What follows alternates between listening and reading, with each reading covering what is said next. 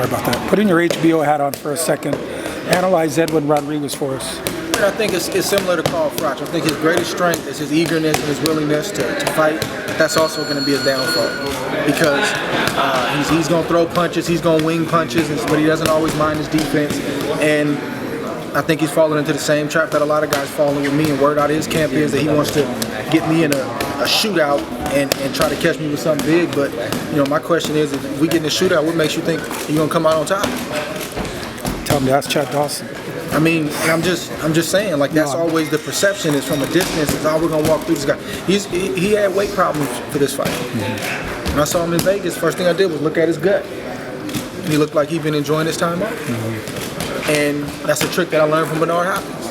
First thing Bernard Hopkins does every time he sees me, he grabs me by the shoulders. Hey, how you doing, man? He grabs me by the stomach.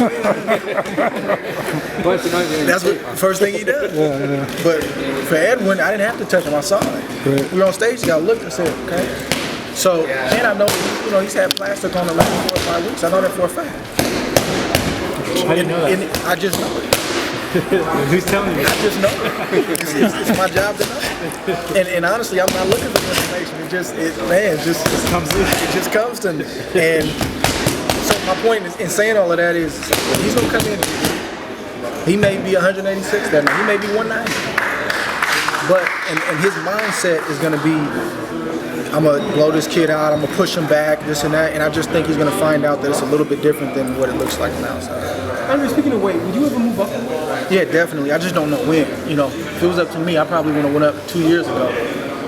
But I'm trying to stay in step with Verge and respect his mind. And he was like, "Look, not yet." He said, "You're not."